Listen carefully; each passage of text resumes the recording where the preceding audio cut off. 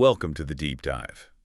We grab a whole stack of sources and, well, we pull out the key insights to get you up to speed fast. Whether you're playing down the park or watching the Olympics, sport just has this amazing pull, doesn't it? It connects us, challenges us. Absolutely. And it often holds up a mirror to society. Exactly. Yeah. And today, we're diving deep into something right at that crossroads of identity and the competitive field.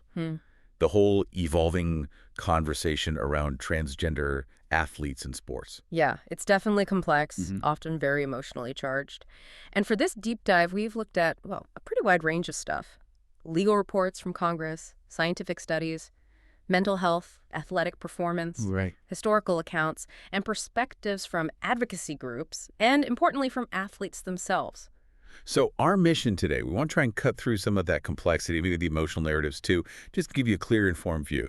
The key issues, the science, the human side, and what it all means for sport and, inclusion going forward. So let's maybe start with the policies. What's the current landscape looking like? Well, it's shifting really fast. That's the first thing. We've seen this recent surge in pretty restrictive policies from international federations. Like what, for example? Okay, so International Women's Rugby League, they banned transgender women from playing in international matches, pending more research. Pending research. Yeah. And FINA, the swimming federation, went, well, arguably further. They banned trans women who hadn't completed transition by age 12 from elite women's events. 12, wow. And the language used in these rules, our sources pointed out, it often sounds very clinical, detached. That's a good way to put it, yeah. Lots of focus on fairness and safety, but specifically for cisgender female athletes. And just quickly, cisgender meaning your gender identity matches the sex assigned at birth. Correct.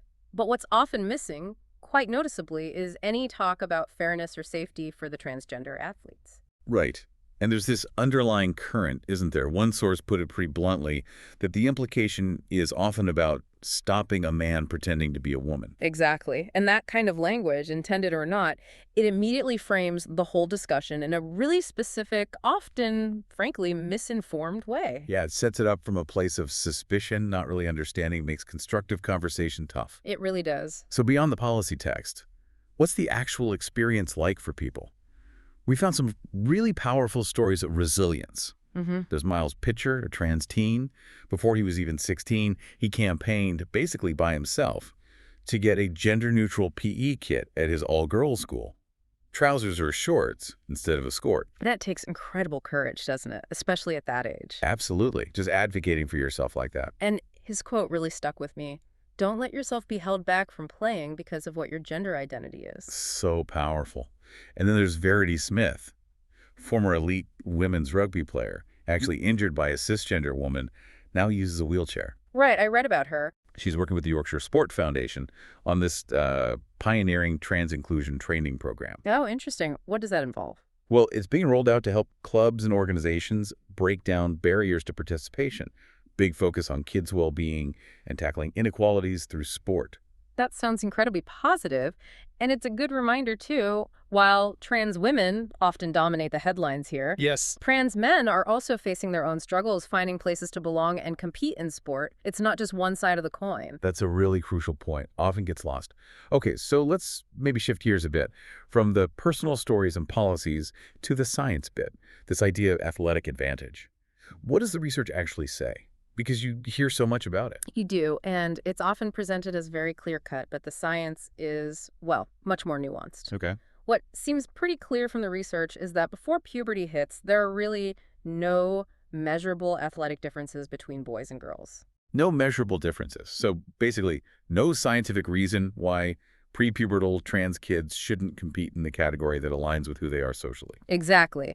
And following that logic, the science also suggests that if gender-affirming care starts around the onset of puberty, using puberty blockers first, then hormones align with their gender identity. Right. You also wouldn't really predict measurable athletic advantages later on. That's a key distinction that often gets glossed over. That feels pretty significant, given how the public conversation often goes. If the data isn't really there for those who transition early, are we letting fear maybe outrun the evidence? That's the core question, isn't it? Now, the situation that gets more complex and where a lot of the debate centers is transgender women who start hormone treatment after going through male puberty. Okay. There's definitely a societal assumption, a bias perhaps, towards assuming superior performance because of that history. Sure, you hear that all the time. But here's the thing. The existing peer-reviewed research, it's actually pretty limited. Small studies looking at things like sit-ups, push-ups, maybe some running. Right. Not exactly elite performance metrics across the board. Not really. And Ah. crucially, these studies do not include evidence of athletic advantage from historical puberty among transgender women while on standard testosterone-lowering regimens for multiple years. So even with that history, the testosterone lowering makes a difference. It seems to. I mean, sure, a larger physical frame might be an advantage in some sports, but the reduced muscle mass from lowering testosterone could also be a disadvantage in others. Interesting. So it's not a simple equation. Not at all. The science really points towards needing much more research, and importantly, it stresses prioritizing participation because of the health benefits for everyone involved. And that health aspect leads us straight into the impact of acceptance on mental health. And the numbers here, they're really quite stark. They are alarming. Almost 1 in 3, 29% of transgender and non-binary youth reported attempting suicide in the past year. It's just staggering. And you compare that to the general U.S. population, it's 1.6% reporting a suicide attempt across their entire lifetime. Yeah. The difference is just huge. It screams crisis. It absolutely does, but, and this is incredibly important, the data also offers a powerful counterpoint. Okay. Transgender and non-binary youth who felt extremely accepted, they reported, on average, half the rate of suicide attempts in the past year compared to those who felt not at all accepted. Half the rate, just from feeling accepted. Yes, and the strongest protective effect came from acceptance by parents and other family members. Wow. So there's a direct measurable link between acceptance, especially family acceptance, and literally life-saving outcomes. Precisely. It speaks volumes about creating inclusive environments. And yet, despite knowing this, trans people are actually less likely to be involved in sports teams or physical activities compared to their heterosexual peers. There are clearly major barriers. Huge barriers. Internally, many report anxiety about how others will react. That's nearly 64%. Body dissatisfaction or dysphoria, about 57%. And just fears about feeling accepted and affirmed, around 55%. And then there are the external things, too. Practical stuff, like inadequate bathrooms or changing rooms, 44%. Yeah. Exclusionary rules and regulations, nearly 37%. Even just uncomfortable policies, over 23%. And on top of all that, over a 34.4% reported actually experiencing bullying from someone in a sports or fitness setting. That's awful. And it extends beyond sport into healthcare itself. Almost 20% of trans individuals said they've been refused medical care because of who they are, even higher for people of color. Refused care. Yeah. 28% experienced harassment in healthcare settings. And get this, 50%, half, reported having to basically educate their own doctors about transgender care. That's unbelievable. You're going for help and you have to teach the provider. Exactly. And it leads people to put off getting care they need, even preventative care. And it all ties back this internal and external transphobia. It's directly linked to higher rates of suicidal ideation and attempts. But there are protective factors. Yes. Access to mental health counseling, having non-discrimination policies in place, being able to have identification documents that match your gender. These things make a real difference. Okay, so the mental health side, the barriers, they're incredibly significant. But maybe to understand why this is all so polarized, why these individuals face such hurdles, we need to zoom out a bit. Look at sport itself. Yeah, looking at the history and structure of sport is really useful here.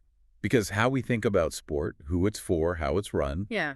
that all comes from somewhere, right? It shapes today's argument. Absolutely. And sport goes way, way back. The Epic of Gilgamesh, around 2000 BC, mentions wrestling. Sumerian kings bragged about their athletic skills. Right. Then you have medieval times jousting, these incredibly rough village ball games. And historians still debate, was this military training or just letting off steam entertainment? So it wasn't always just about winning medals. Not necessarily in the way we think of it now. The key thing from this long history is that sport has always changed to reflect the society it's in. It wasn't fixed. It adapted. That idea of historical fluidity feels important. It suggests our current ideas about fairness or who belongs aren't set in stone either. They're products of our time. What about that evolutionary theory you mentioned, the LEC? Ah, yes, the LEC hypothesis. So One theory is that sport later functioned kind of like an animal display ground elite where male athletes could showcase physical qualities, strength, agility, endurance. Okay. And the idea goes that champion male athletes didn't just gain status or attract mates, they also gathered these legions of primarily male fans. Why the male fans specifically? Well, the male spectator leak hypothesis suggests these fans weren't just cheering, they were evaluating potential allies, rivals, assessing character. It suggests sport served these deeper social alliance-building functions too. Interesting. So sport as a way to figure out who you can trust, who's capable, far beyond just the game itself. Potentially, yes. It adds another layer to why sport holds such cultural significance. Okay, so we've gone from Gilgamesh wrestling to evolutionary displays. What's the thread connecting that long history to today's debates about, say, trans athletes in the Olympics? The thread is constant change and adaptation. Sport has always evolved. Think about the shift from strict amateurism to professionalism. Right, like Jim Thorpe losing his Olympic medals early on because he played some semi-pro baseball. Exactly. And then later, especially after the 90s, professionals were allowed in, partly because the state-sponsored athletes from the Eastern Bloc were essentially pros anyway, creating an uneven field. And the whole commercialization aspect, too.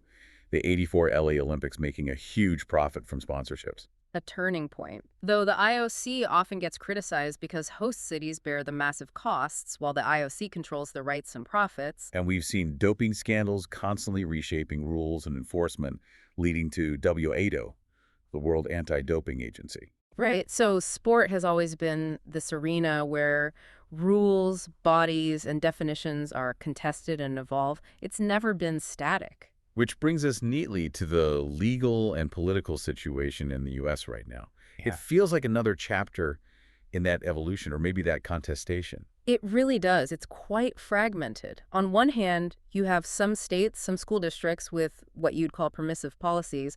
They let trans students compete based on their gender identity. Okay. But then more than half of U.S. states have passed categorical bans, often specifically targeting transgender women and girls. More than half. It's a lot. It is, but it's also important context that the majority of trans youth aged 13, 17 actually live in states without those bans currently in place. That's a surprising statistic. So the bans get headlines, but most trans teens aren't directly affected by them yet. Geographically speaking, yes, based on current residence data. Yeah. But federal policy is also trying to shape things. There was that February 2025 executive order under the Trump administration. Right, I remember reading about that, directing the Secretary of Education on Title IX. Exactly. Prioritizing enforcement to, quote, protect all female athletic opportunities and all female locker rooms, specifically for cisgender girls and women. It explicitly defines sex as immutable biological classification and aims to influence international rules, even immigration policy for trans athletes. So trying to set a national, even international standard based on that definition. How are the courts handling this? Title IX seems central. It is, but the rulings are complex and sometimes contradictory. We've seen courts look at Title IX for things like bathroom access, and some are drawing distinctions between how sex might apply to adults at work under Title VII versus kids in schools under Title IX. Meaning there isn't one clear, consistent legal answer across the country right now. It leaves trans students, schools, athletic associations in this kind of legal gray area. It's fragmented, it's evolving, creates a lot of uncertainty. And you can see the real-world friction. Those lawsuits in Oregon where cisgender athletes refuse to share a podium with a trans competitor. Yeah, claiming First Amendment issues, feeling helpless, demoralized, and betrayed, it shows just how high the stakes feel for everyone involved and how complex the legal challenges are becoming. Absolutely. Okay, so given all this, the science, the mental health impacts, the policies, the legal battles, Yeah.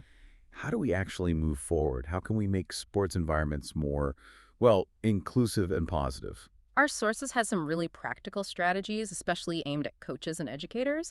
A big one is shifting the focus from just winning the outcome towards personal development. That sounds fundamental. It is, and preparing young people not just physically, but psychologically too. Yeah. Building confidence, building knowledge about the sport. Makes sense. And also prioritizing who gets competitive opportunities. Like maybe focusing on kids who aren't usually active or face other disadvantages. Exactly, getting them involved. And crucially, tackling any name-calling, bullying, or harassment head-on immediately. The sources were clear. Things dismissed as locker room talk are just not acceptable. Creating that safe culture is key.